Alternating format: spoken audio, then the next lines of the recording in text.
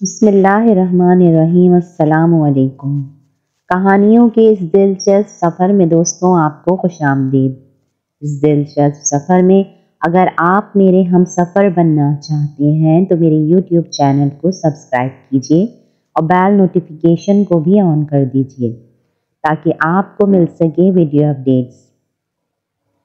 خرگوش ابھی تک کمرے میں موجود تھا۔ اسے دیکھ کر شہزادہ عثمان نے غصے سے کہا، تم سے بڑا گدھا آج تک میری نظروں سے نہیں گزرا ہے۔ تم نے ہی مجھے اس مصیبت میں پھنسایا ہے۔ خرگوش کی آنکھوں میں آنسو آ گئے۔ اس نے بھرائی ہوئی آواز میں کہا، شہزادہ عثمان، تم نے مجھے گدھا کہہ کر مجھے میرا ماضی یاد دلا دیا ہے۔ اچھا، تو کیا تم پہلے گدھے تھے؟ شہزادہ عثمان نے حیرت سے پلکیں جھپکا کر کہا، خیر یہ بات تو نہیں ہے۔ سچ مچ کا گدھا تو اللہ کسی دشمن کو بھی نہ بنائے۔ بات دراصل یہ ہے کہ آج سے 2 ماہ پہلے میں ایک لڑکا ہی تھا۔ میری ماں کا انتقال بچپن میں ہی ہو گیا تھا۔ میرے ابا کی شہر میں دوائیوں کی دکان تھی۔ روزانہ سینکڑوں مریض ان کے پاس دوائی لینے کی غرض سے آتے تھے۔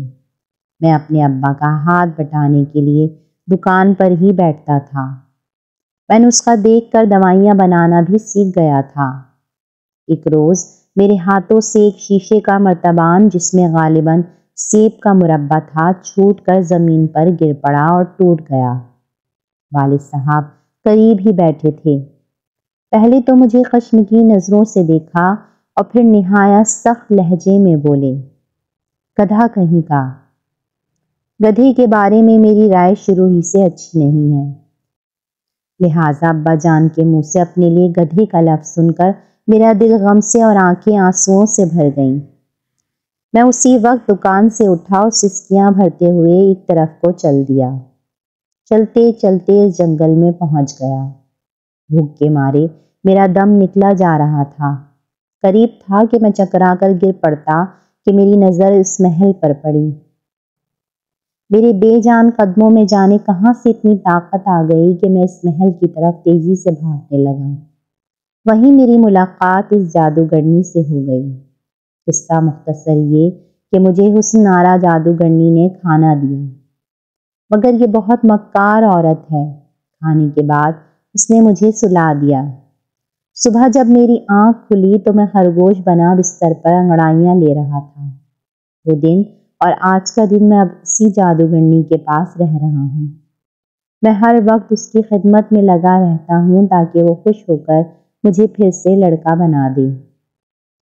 اپنی کہانی سنا کر خرگوش خاموش ہو گیا۔ شہزادہ عثمان کچھ سوچنے لگا، پھر اس نے کہا، اب کوئی ایسی تجویز نکالو کہ اس جادوگرنی کے چنگل سے نجات ملے۔ میں تو اس حرافہ پر بہت سارے حربے آزما چکا ہوں۔ چونکہ مجھے تمام جڑی بوٹیوں سے واقفیت ہے، میں نے جنگل سے زہریلی جڑی بوٹیاں مختلف کھانوں میں ملا کر اسے کھلا دی ہیں، مگر اس پر کوئی اثر نہیں ہوتا۔ یہ تو خیر میں نے بھی بچپن میں کہانیوں میں سنا تھا کہ جادوگر اور جادوگرنیاں اپنی جان کسی چیز میں بند کر کے رکھتی ہیں تاکہ انہیں کوئی مار نہ سکے۔ تم ہی اس کا پتہ چلاؤ کہ اس کی جان کس چیز میں بند ہے۔ شہزادہ عثمان خرگوش سے بولا، میں نے تو بہت کوشش کر ڈالی ہے، مگر سوائے مایوسی کے کچھ ہاتھ نہیں لگا۔ خرگوش نے بڑی اداسی سے کہا۔ شہزادہ عثمان کا چہرہ بجھ سا گیا۔ تو کیا پھر ہم ساری زندگی اس منحوس جادوگرنی کے پاس گزار دیں گے؟ اس نے کہا، میں تو خود تمہاری طرح بے بس ہوں۔ خرگوش نے بے چارگی سے جواب دیا، میرے اچانک غائب ہو جانے سے محل میں کوہرام مچ گیا ہوگا۔ میری امی حضور اور ابا حضور کو کیا پتا کہ میں یہاں کس مصیبت میں گرفتار ہوں۔ ابا حضور تو خیر یہی سمجھ رہے ہوں گے کہ میں کہیں گھومنے پھرنے نکل گیا ہوں، اس لیے وہ پریشان کم اور ناراض زیادہ ہو رہے ہوں گے، مگر میری امی حضور کا دل بہت چھوٹا ہے، انہیں تو ہال پر ہال آ رہے ہوں گے، اور میری چھوٹی بہن سریا نے تو رو رو کر آنکھیں سجا لی ہوں گی۔ حالانکہ وہ مجھ سے روٹھ گئی تھی، مگر میں جانتا ہوں کہ وہ مجھ سے کس قدر محبت کرتی ہے۔ میں تمہاری اتنی مدد تو کر سکتا ہوں کہ محل جا کر اس حادثے کی خبر تمہارے گھر والوں کو دے دوں۔ خرگوش، جو کہ اصل میں ایک لڑکا تھا اور جس کا نام فرید تھا، شہزادہ عثمان سے بولا۔ شہزادہ عثمان کے چہرے پر سوچ کی لکیریں ابھر آئیں۔ اس نے تھوڑی دیر بعد کہا، نہیں بھائی، یہ مناسب نہیں ہوگا کہ میری اس مصیبت کا حال میری امی حضور اور ابا حضور کو پتہ چلے۔ تم اتنی مہربانی کرو کہ یہ سب واقعات میری بہن ثریا کو بتا دو۔ اس سے یہ بھی کہہ دینا کہ وہ میرے دوست احسن کے پاس جائے اور اسے میری مدد کے لیے آمادہ کرے۔ فرید نے اپنا ننھا منھا سر ہلا کر اس بات پر رضامندی کا اظہار کر دیا۔ تھوڑی دیر ہی گزری تھی کہ ان کے کانوں میں جادوگرنی کے قدموں کی چاپ سنائی دی۔ خرگوش فرید بھاگ کر مسہری کے نیچے گھس کر سوتا بن گیا تاکہ حسنارا جادوگرنی ان پر شک نہ کر سکے کہ وہ اس کے خلاف کوئی سازش کر رہے ہیں۔ حسنارا جادوگرنی کمرے میں داخل ہوئی۔ اس نے کمرے میں ادھر ادھر نظر دوڑائی۔ خرگوش فرید کی تھوڑی سی دم نظر آ رہی تھی۔ جادوگرنی نے اس کی دم پکڑ کر اسے باہر گھسیٹ لیا اور اس سے بولی، بس تم نے بہت عیش کر لیے۔ میری بڑی بہن جو کہ پرستان میں رہائش پذیر ہے، کل اس کے چھوٹے بچے کی سالگرہ منائی جا رہی ہے۔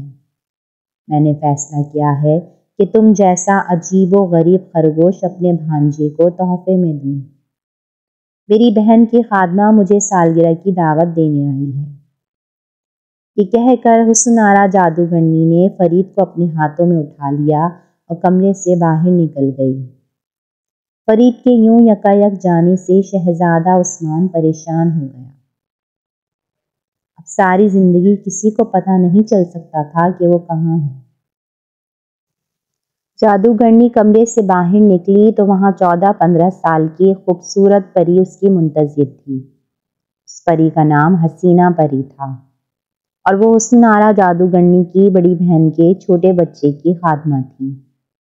جادوگرنی نے فرید کو اس کے حوالے کرتے ہوئے کہا، اس حیرت انگیز اور انوکھے خرگوش کو میری طرف سے سالگرہ کے موقع پر میرے بھانجے کو دے دینا اور میری بہن سے کہہ دینا کہ میں بہت جلد اس سے ملنے کے لیے اس کے پاس آؤں گی۔ سالگرہ کے موقع پر یوں نہیں آ سکتی کہ فی الحال میں بہت مصروف ہوں، سر کھجانے کی فرصت نہیں ملتی۔ آپ تو بہت امیر معلوم دیتی ہیں، سر کھجانے کے لیے کوئی ملازمہ کیوں نہیں رکھ لیتی؟ حسینہ پری نے کہا۔ میری بہن بھی بہت بے وقوف ہے۔ اس نے کیسی پرمغز خادمہ کا انتخاب کیا ہے جو محاوروں تک کے مفہوم سے ناواقف ہے، حسنارا نے منہ بنا کر کہا۔ حسینہ پری کچھ شرمندہ سی ہو گئی تھی۔ اس نے مزید کچھ اور نہیں کہا اور چپ چاپ مڑ کر باہر کی جانب چل دی۔ جادوگرنی کے محل سے باہر نکلتے ہی اس کے خوبصورت پروں نے حرکت کی اور پھر وہ فضا میں بلند ہوتی چلی گئی۔ اس نے فرید کو دونوں ہاتھوں میں مضبوطی سے پکڑا ہوا تھا اور اس کا رخ پرستان کی طرف تھا۔ حسینہ پری تھوڑی ہی دور گئی تھی کہ اچانک اس کے سر میں شدید درد ہونے لگا۔ وہ دوبارہ زمین پر اتر آئی اور دونوں ہاتھوں سے سر کو دبا کر کراہنے لگی۔ اچھی پری، کیا بات ہے؟ فرید نے ہمدردی سے پوچھا۔ اس کو بولتا دیکھ کر حسینہ پری اپنا درد بھول گئی اور حیرت بھری نظروں سے اسے دیکھنے لگی۔ اس کو حیرت زدہ پا کر فرید نے اس کو اپنی کہانی سنائی۔ حسینہ پری بولی، یہ حسنارا جادوگرنی تو بہت خراب عورت ہے، بے گناہ لوگوں کو خواہ مخواہ تنگ کرتی ہے۔ اس کی بڑی بہن جس کے چھوٹے بچے کی میں خادمہ ہوں، بے حد مہربان اور خوش اخلاق عورت ہے۔ یہی وجہ ہے کہ وہ آج پرستان میں مزے سے رہ رہی ہے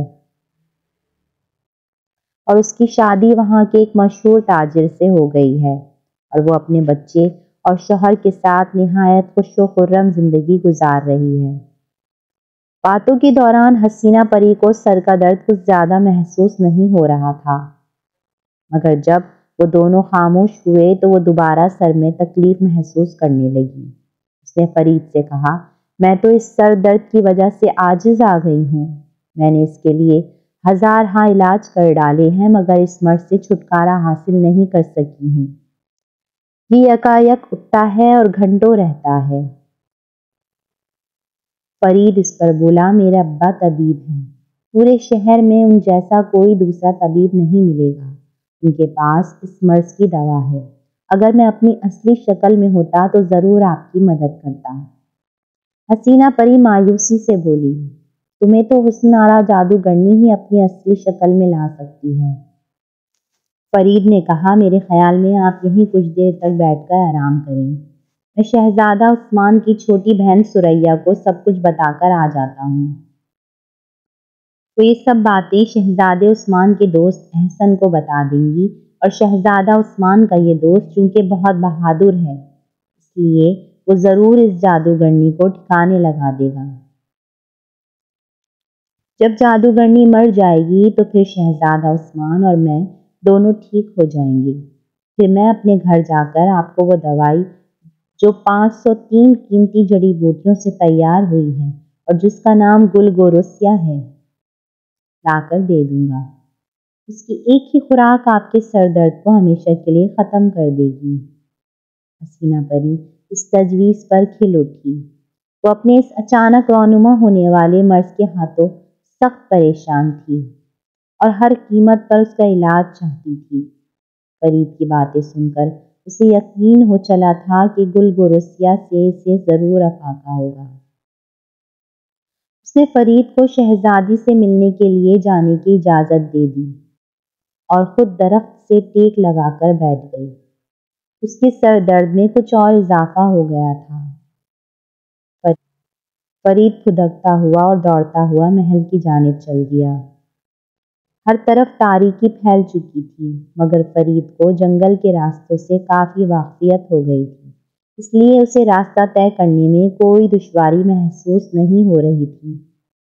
اپنی تیز رفتاری کی بنا پر وہ جلد ہی شہزادہ عثمان کے محل میں پہنچ گیا۔ وہاں پر شہزادے کی گمشدگی کی وجہ سے سب پریشان تھے۔ فرید سب کی نظروں سے بچتا بچاتا شہزادی ثریا کے کمرے میں گھس گیا۔ شہزادی ثریا اپنے بھائی کی جدائی کی وجہ سے اپنی مسہری پر پڑی آنسو بہا رہی تھی۔ فرید اچک کر مسہری پر چڑھ گیا۔ شہزادی ثریا کی نظر جب اس پر پڑی تو وہ چونک کر سیدھی بیٹھ گئی اور رونا دھونا بھول کر حیرت سے فرید کو گھورنے لگی۔ اسے اپنے کمرے میں ایک خرگوش کی موجودگی پر سخت حیرانگی تھی، اور پھر خرگوش بھی ایسا کہ جس کے جسم پر رنگین دھاریاں تھیں اور اس کی آنکھیں سبز تھیں اور گچھے دار دم بہت خوبصورت تھی۔ فرید نے زیادہ وقت برباد کرنا مناسب نہ سمجھا اور مختصراً اپنا تعارف کروانے کے بعد شہزادہ عثمان پر جو کچھ بیت رہی تھی اس کے گوش گزار کر دیا۔ تمام داستان سن لینے کے بعد شہزادی ثریا پریشانی سے بولی، مگر عثمان بھیا نے اپنے جس دوست سے مدد لینے کا فیصلہ کیا ہے وہ تو دوسرے شہر گئے ہوئے ہیں، ان کی واپسی پتہ نہیں کب ہوگی۔ پھر اب کیا کیا جائے؟ فرید نے بے چینی سے پوچھا۔ میں تمہارے ساتھ چلتی ہوں، میں ضرور اپنے بھیا کو اس جادوگرنی سے چھڑا کر لاؤں گی، شہزادی ثریا نے پر یقین لہجے میں کہا۔ فرید کو امید تو نہیں تھی کہ 10-12 سال کی یہ شہزادی حسن آرا جادوگرنی کو ٹھکانے لگا سکتی ہے۔ اس نے شہزادی ثریا کو اس عمل سے باز رکھنے کی بہت کوشش کی، عجیب عجیب شکلیں بنا کر شہزادی ثریا کو بتانے کی کوشش بھی کی کہ حسن آرا کتنی خوفناک ہے، مگر شہزادی اپنی ضد پر اڑی رہی، لہٰذا مجبور ہو کر فرید بھی چپ ہو گیا۔